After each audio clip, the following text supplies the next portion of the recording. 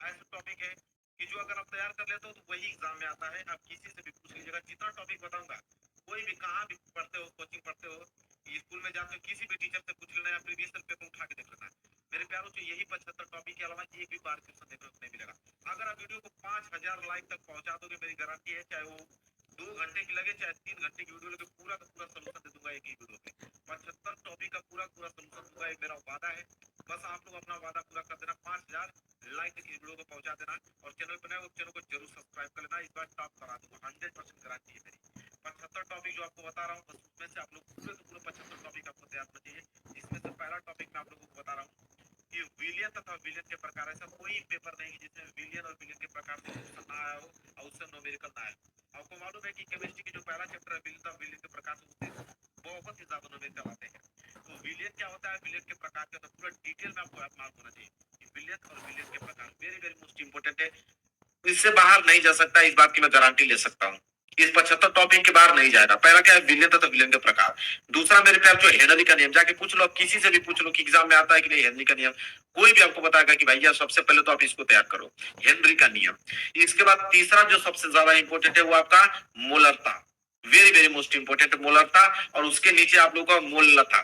ठीक है, मोललता और मोलरता ये दोनों ऐसे टॉपिक हैं कि बहुत ही ज्यादा इंपॉर्टेंट है।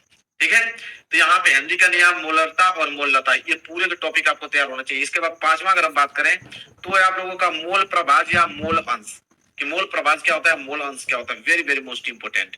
ठीक है, इससे बाहर आप लोगों के एग्जाम में नहीं आएंगे। बस आप 5000 लाइक तक टारगेट पूरा करा दो, कहीं भी खोजने की जरूरत नहीं पड़ेगी आप लोगों को।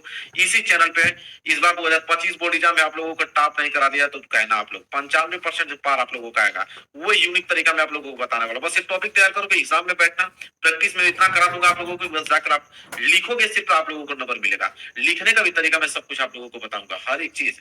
बस आप लोग वीडियो को लाइक कर देना, चैनल पर नए हो चैनल को जरूर सब्सक्राइब कर लेना। क्वेश्चन सीख देखिए, राउल्ट का नियम। अब बताइए, ऐसा कोई इंटर में ऐसा छात्र नहीं होगा कि जिसको ये राउल्ट का नियम ना मालूम हो और पेपर में ना पूछा जाए। तो राउल्ट का नियम सबसे ज्यादा इंपॉर्टेंट। सातवां आप लोगों का आदर्श तथा अनादर्श विलयन क्या होता है। यहाँ पे अंतर से एक क्वेश्चन यहाँ पे पूछ लिए जाते हैं कि आदर्श तथा अनादर्श विलयन में अंतर बताइए, या अलग अलग सिंगल करके उसको पूछ लेता है। ठीक है, तो ये सारे टॉपिक आपको तैयार हो। अगर आपको 95% नंबर चाहिए, ठीक है, हर एक सब्जेक्ट में, अगर केमिस्ट्री में भी 95% चाहिए, तो आप लोगों को ये 75 टॉपिक तो आंख बंद करके याद होना चाहिए, तभी आप अच्छा 95 मार्क्स आप अचीव कर पाओगे। इसके बाद आठवां है आप लोगों का पराशर तथा परासरण दाब क्या होता है। सब कुछ डिटेल में पढ़ूंगा। अभी तो आप लोग सोचोगे पराशर क्या होता है, परासरण दाब क्या होता है। जिस दिन मैं इसका सोल्यूशन करके आपको एक्सप्लेन करके एग्जांपल देकर समझाऊंगा, उस दिन आप कहोगे कि बहुत अच्छे तरीके से। काम बस एक करना है कि चैनल को सब्सक्राइब कर लेना और वीडियो को लाइक कर देना। 5000 तक टारगेट, मैंने बहुत बड़ा टारगेट नहीं रखा हुआ है, क्योंकि 3 घंटे की वीडियो में पूरा का पूरा बनाने वाला हूँ। इसके बाद 9 प्रश्न है कि विद्युत चालकों के प्रकार बताइए। यहाँ से आप लोगों का चैप्टर दूसरा स्टार्ट हो गया। ठीक है, विद्युत पूरा चैप्टर वाइज इंपोर्टेंट क्वेश्चन लेकर आया हूँ, पूरा सीरियल बाय सीरियल से। विद्युत चालकों के प्रकार, इसके भी न्यूमेरिकल आप लोगों के एग्जाम में पूछे जाते हैं। विद्युत चालकों के प्रकार कितने हैं, विशिष्ट चालकत्व या चालकता क्या होता है, विशिष्ट चालकता किसमें पाई जाती है। ठीक है, वेरी वेरी मोस्ट इंपोर्टेंट ये आप लोगों के लिए क्वेश्चन है। इसके बाद यहाँ पे मोलर चालकता किसे कहते हैं, आप जाके देख लो 2024 में कितने क्वेश्चन इस चैप्टर से पूछे गए हैं। जो टॉपिक बता मुझसे भी यही टॉपिक ही पूछा गया है, मोलर चालकता। 12वां आप लोगों का टॉपिक है आप लोगों का, एक होता है कार्ल राउस का नियम, सबसे ज्यादा इंपॉर्टेंट है कार्ल राउस का नियम, वेरी वेरी मोस्ट इंपोर्टेंट ये नियम है जो कि आप लोगों को तैयार करना है, तो एग्जाम में हर साल देता है। 13वां आप लोगों का फैराडे के विद्युत अपघटन के नियम। ये दोनों में से एक क्वेश्चन तो आप लोगों का फिक्स है, अभी मैं लिख सकता हूँ यहाँ पे 100% लिख दूंगा। आप पेपर जब देखे आओगे मिला लेना कि मैंने क्या कहा था। कुल राउस का नियम है, फैराडे के विद्युत अपघटन के नियम, दोनों में से एक तो पक्का ही आने वाला है, इस बात को गारंटी मेरी, बस मान लो आप लोग। इसके बाद देखिए ये छोटा टॉपिक, इलेक्ट्रोड किसे कहते हैं मेरे प्यारे बच्चों, इलेक्ट्रोड किसे कहते हैं और इलेक्ट्रोड विभव, इन दोनों में से एक प्रश्न ले लो। इलेक्ट्रोड किसे कहते हैं और इलेक्ट्रोड विभव कैसे, दोनों में से एक टॉपिक आप लोगों के एग्जाम में जरूर देखने को मिलेगा। 16वां टॉपिक की अगर हम बात करें, 16वां टॉपिक आप लोगों का विद्युत रासायनिक सेल किसे कहते हैं, कि विद्युत रासायनिक सेल और यहाँ पे विद्युत रासायनिक श्रेणी मेरे प्यारे बच्चों, ये दोनों सेल और श्रेणी में से एक क्वेश्चन यहाँ से जरूर बनेगा। ऐसा क्वेश्चन बता रहा हूं ना कि इससे बाहर नहीं जा सकता है, गारंटी मेरी, इससे बात तो जा ही नहीं सकता है। इतना अच्छे तरीके से मैं पूरा ढूंढ कर एनालिसिस करके लेकर आया हूँ। 18वां देखिए क्या है, सेल का विद्युत वाहक बल। सेल का विद्युत वाल्व किसे कहते हैं? यहाँ पे वेरी वेरी मोस्ट इंपोर्टेंट ये भी क्वेश्चन है। 19वां प्रश्न जो आपको तैयार करना हुआ है, अभिक्रिया की दर या वेग किसे कहते हैं? कि अभिक्रिया की दर क्या कहलाती है? वेग। 20वां प्रश्न, वेग नियम या दर व्यंजक, ये दोनों में से, ये दोनों बहुत ज्यादा इंपोर्टेंट, इनमें से एक प्रश्न आपका फिक्स है 2025 में। अभिक्रिया की दर या वेग नियम या दर व्यंजक, ठीक है, ये दोनों टॉपिक आपको तैयार होना चाहिए। 21वां प्रश्न है कि अभिक्रिया की कोटि ज्ञात करने की विधियां बताइए। ये 6 नंबर के लिए आप लोगों को उत्तरीय प्रश्न में दे देता है कि अभिक्रिया की कोटि ज्ञात करने की विधियां बताइए। इसके बाद एक छोटा सा टॉपिक है कि अर्ध आयु काल किसे कहते हैं? वेरी वेरी मोस्ट इंपोर्टेंट, देखने में छोटा लेकिन काम अपना बहुत बड़ा करेगा यह, ठीक है। अर्ध आयु काल किसे कहते हैं? इसके बाद शून्य कोटि की विक्रिया किसे कहते हैं? देखिए यहाँ पे कोटि की विक्रिया से 3 प्रश्न बनेंगे। शून्य कोटि की विक्रिया, प्रथम कोटि की विक्रिया और द्वितीय कोटि की विक्रिया, तीनों टॉपिक को आंख बंद करके अभी से नोट कर लो और दिमाग में फिट कर लो कि चाहे कुछ भी हो जाए, ये तीनों टॉपिक आपको तैयार होना ही चाहिए। शून्य कोटि की विक्रिया, प्रथम कोटि की विक्रिया और यहाँ पे द्वितीय कोटि की विक्रिया, ये तीनों टॉपिक आप लोगों को तैयार होना चाहिए, बहुत ज्यादा इंपॉर्टेंट है। आगे अगर हम बात करें प्रश्न नंबर 26 की अभिक्रिया की अविकता, अभिक्रिया की अविकता किसे कहते हैं? बहुत इंपॉर्टेंट टॉपिक आप लोगों को बता रहा हूँ, दिल खुश हो जा रहा है इन टॉपिकों का नाम सुनकर ही। जैसे मैं सोल्यूशन आप लोगों को कराऊंगा 3 घंटे 4 घंटे क्लास लेकर पूरा डिटेल में एक एक वर्ड आप अच्छे तरीके से वीडियो को देखकर नोट कर लेना मेरे प्यारे बच्चों। बस उसी को जितना समय बचा बस इन्हीं प्रश्नों को दोहराकर आप एग्जाम में चल जाओ, कुछ भी करने की जरूरत नहीं है, पूरे के पूरे नंबर लेकर आओगे। इसके बाद आप लोगों को 27 डी ब्लॉक के तत्व और संक्रमण तत्व पूछता है, डी ब्लॉक के तत्वों को आप बताइए, यहाँ पे बहुत ज्यादा इंपॉर्टेंट है। इसके बाद देखिए इसे लेंथेनाइट तथा एक्टेनाइट, ये आपको तैयार होना चाहिए कि लेंथेनाइट तथा एक्टेनाइट बहुत ज्यादा इंपॉर्टेंट है, ये हर साल देखता हूं तो हर साल इसको पूछा देता है एग्जाम में, जरूर से जरूर दे देगा वो। इसके बाद 29 है उप संयोजक यौगिक, तो भाई पूछेगा उप संयोजन यौगिक, बहुत ज्यादा इंपॉर्टेंट है। इसके बाद देखिए क्या है, उप संयोजक यौगिकों के नामकरण करने के लिए देता है, आपको दे देगा वहां पे, और उसका यूपीएससी नामकरण करने के लिए देता है उप संयोजक यौगिकों का नामकरण।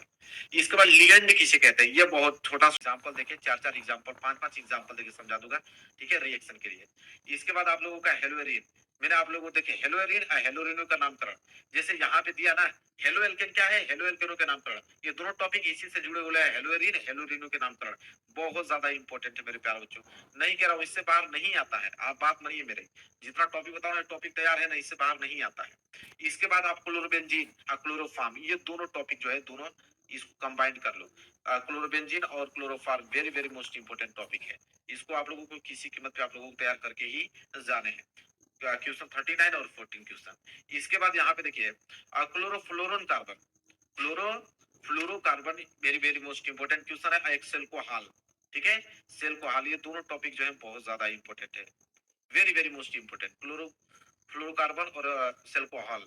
इसके बाद ये दोनों टॉपिक जो मैं तैयार कराने वाला हूँ आप लोगों को, एक तो एल्कोहल का नामकरण और एक एल्कोहल का नामकरण, वर्गीकरण, दोनों अंतर आता है, एल्कोहल का नामकरण और एल्कोहल का वर्गीकरण, दोनों में से एक टॉपिक मेरे प्यारे बच्चों यहाँ पे लिख दे रहा हूँ, आप मेरे बातों का यही स्क्रीनशॉट ले लो या सुन लो कि 100% एग्जाम में बनने वाले हैं तो बनेंगे, इसको कोई रोक नहीं सकता आप लोगों को, एल्कोहल का नामकरण और एल्कोहल का वर्गीकरण से।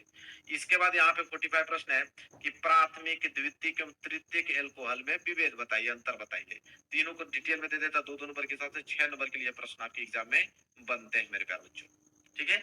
आगे देखिए अगला क्या है 46, एथिल एल्कोहल या एथेनॉल किसे कहते हैं? पूछता ना एथिल एल्कोहल का सूत्र बताइए, एथेनॉल कैसे बनता है ये बताइए, वेरी वेरी मोस्ट इंपोर्टेंट मेरे प्यारे बच्चों। आगे बढ़िए फिनाल, बहुत छोटा टॉपिक लेकिन बहुत इंपोर्टेंट, दो चीज, फिनॉल का वर्गीकरण भी पूछता है, तो दोनों में से एक चीज मेरे प्यारों इतना डिटेल में लिख के आओ ना कि उससे बाहर नहीं पूछ सकता। जैसे यहाँ पे मैंने आप लोगों को बताया एल्कोहल का नामकरण, एल्कोहल का वर्गीकरण, ठीक है।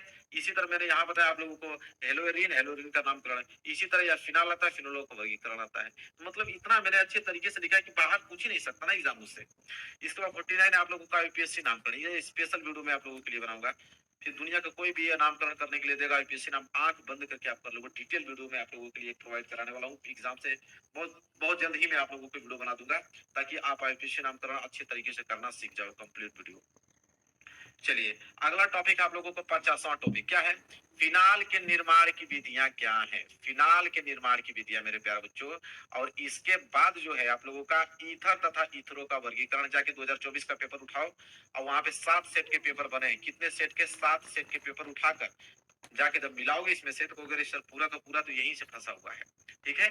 इसके बाद ईथरो का वर्गीकरण मेरे प्यारों बच्चों, ईथरो वाला पूरा टॉपिक ही आपको याद होना चाहिए मेरे प्यारों बच्चों। ईथरो के निर्माण की विधियां, यह 3 टॉपिक मैं आपको बताया हूँ, ईथरो तथा ईथरो का वर्गीकरण, ईथरो का नामकरण और ईथरो के निर्माण की विधियां। अब बताइए एग्जामिनर कहाँ से पूछेगा? तीनों टॉपिक तो मैंने जो पूछता है, तीनों टॉपिक तो मैंने ले लिया इसमें, इससे बार पूछेगा ही नहीं आप लोगों को। इसके बाद आप लोगों का 54 क्या है? डाई एथिल ईथर बनाने की विधि, बहुत ज्यादा इंपॉर्टेंट, ये तो एग्जाम में आप लोगों को देगा ही देगा। इसको 100% आप ट्रिपल स्टार इस पे बना लीजिए, ट्रिपल स्टार इस पे आप बना सकते हो। ठीक है, डाई एथिल ईथर बनाने की विधि। इसके बाद एल्डिहाइड, एक छोटा टॉपिक पूछता है कि एल्डिहाइड क्या है। ठीक है। इसके बाद आगे हम बात करें, एल्डिहाइड एवं कीटोन का नामकरण करने के लिए देता है कभी कभी, एल्डिहाइड एवं कीटोन का नामकरण कीजिए। इसके बाद मेरे प्यारे बच्चों 57 है, कार्बोक्सिलिक अम्ल किसे कहते हैं? कार्बोक्सिलिक अम्ल, एल्डिहाइड जैसे पूछता है उसी तरह कार्बोक्सिलिक अम्ल पूछता है मेरे प्यारे बच्चों। ये सारे टॉपिक जो है आप लोगों को आंख बंद करके अगर जा रहे हो केमिस्ट्री का पेपर देने, तो कुछ हो चाहे ना हो, जब आप एग्जाम हॉल में बैठो तो 75 प्रश्न बिल्कुल तैयार होने चाहिए। इसके बाद फिर एग्जाम में देखिए धुआं धुआं करके चले आओगे, पूरा का पूरा लिख के चले आओगे। 58 है आप लोगों का कार्बोक्सिलिक अम्लों का वर्गीकरण, कि कार्बोक्सिलिक अम्लों का वर्गीकरण, और यहाँ पूछता है कार्बोक्सिलिक अम्लों का नामकरण। ये दोनों में से एक टॉपिक अभी हमसे लिखवा लो, कहीं पे भी लिखवा लो, ये आप लोगों के एग्जाम में आएंगे तो आएंगे, इसको कोई रोक नहीं सकता है, कोई नहीं रोक सकता है। ये सारी चीजें फिक्स है मेरे प्यारे बच्चों। आईएएस पीसीएस का एग्जाम देने नहीं जा रहे हो कि कहीं से भी पूछ लेगा। ये टॉपिक आप लोग हाई स्कूल इंटर पढ़ रहे हो, आप लोग इंटर का पेपर दे जा रहे हो, ये सब सारी चीजें फिक्स होती हैं। बस आप लोगों को बस इसको रिवाइज करके पढ़ के जाना होता है, और कुछ इसमें करने की जरूरत नहीं है, सारी चीजें आप लोगों की फिक्स होती हैं। इसके बाद 60वां है कि आप लोगों का शीमट अभिक्रिया पूछता है, कि शीमट अभिक्रिया इधर आप लोगों का नाइट्रो यौगिक, ये दोनों जो है बहुत ज्यादा इंपॉर्टेंट है। और कंबाइन में आप लोगों को ये बताना चाहूंगा कि फार्मिक अम्ल और नाइट्रो बेंजीन किसे कहते हैं। ठीक है, वेरी वेरी मोस्ट इंपोर्टेंट मेरे प्यारे बच्चों। इससे बाहर अगर आ जाए तो हमसे बात कर लेना, आप लोग कमेंट कर देना। ठीक है, आगे बढ़िए। 64 क्या है? कि एथिल एमीन बनाने की विधि, बहुत ज्यादा इंपॉर्टेंट है। एथिल एमीन बनाने की विधि बहुत बार एग्जाम में आ चुका है, और इस बार भी वो देगा, एथिल एमीन बनाने की विधि। और 65 पे आप लोगों को डायजोनियम लवण किसे कहते हैं मेरे प्यारे बच्चों, ये 2024 में जाके आप देख लो, ये प्रश्न आप लोगों के बने हुए हैं। अगला है आप लोगों का 66 क्या है? कार्बोहाइड्रेट, और यहाँ पे पूछता है डाइसेकेराइड। ये क्वेश्चन आप लोगों के 2 क्वेश्चन आप इसको नोट कर लो मेरे तरफ से।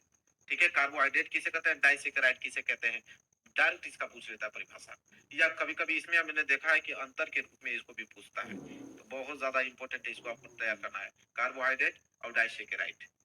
यहाँ तक कितना हो गया? 67 प्रश्न मैंने आप लोगों को यहाँ तक बताया। इसके बाद 68 प्रश्न क्या है? पॉलीसेकेराइड। मेरे प्यारे बच्चों, पॉलीसेकेराइड, सेलुलोज क्या होता है, जो टॉपिक बता दिया है, एक टॉपिक मत छोड़िएगा मेरे प्यारे बच्चों। निवेदन है आप लोगों से, आज उनके निवेदन कर रहा हूँ आप लोगों को, इस बार 95 प्रश्न लाना है ना आप लोगों को केमिस्ट्री में, तो ये 75 प्रश्न आप लोगों को एक भी क्वेश्चन ऐसा नहीं होना चाहिए कि सर मुझे नहीं आ रहा है या याद नहीं है, नहीं नहीं, ऐसा बिल्कुल लापरवाही नहीं करना आप लोगों को। इसके बाद 70 क्वेश्चन है, ये मीनो अम्ल किसे कहते हैं मेरे प्यारे बच्चों, आपको मालूम है, बहुत छोटा टॉपिक है मीनो अम्ल। प्रोटीन कैसे कहते हैं, ये टॉपिक पूछता है मेरे प्यारे बच्चों, इस सारे टॉपिक पूछ जाके देख लीजिएगा। डीएनए तथा आरएनए बताइए, नहीं पूछता है, डीएनए तथा आरएनए में अंतर बताइए, यहाँ पे 4 नंबर के लिए प्रश्न आप लोगों को दे देता है। तो ये जो टॉपिक में आपको लिख दिया वो गारंटी की। एंजाइम किसे कहते हैं, विटामिन किसे कहते हैं, और 75 आप लोगों का डीएनए फिंगर प्रिंटिंग किसे कहते हैं। अब बताइए, इतने बेहतरीन टॉपिक जाके किसी भी टीचर से आप पूछ सकते हो कि जो सर मैंने 75 क्वेश्चन तैयार लिस्ट बनाया, क्या ये आएगा? वो आपसे कहेगा कि इससे बार आता ही नहीं है। ठीक है, वो आपसे यही जवाब देगा कि इससे बार आता नहीं, आप बिल्कुल इसको तैयार कर लीजिए, चाहे कुछ हो चाहे ना हो, इतना टॉपिक आपको तैयार होना चाहिए। तब समझ लीजिए कि आप लोगों का बिल्कुल फिक्स है, आप लोगों का 75%। 5000 तक लाइक आप लोगों को पहुंचाना है वीडियो को, जितने भी आपके क्लास 12th में स्टूडेंट है ना, सबके यहाँ इस वीडियो को शेयर करो, सारे बच्चे पढ़े, सारे वीडियो लाइक करें। 3-3 4-4 घंटे के मैराथन दौड़ाकर पूरा का पूरा क्वेश्चन कवर करा दूंगा, याद करा दूंगा, इतना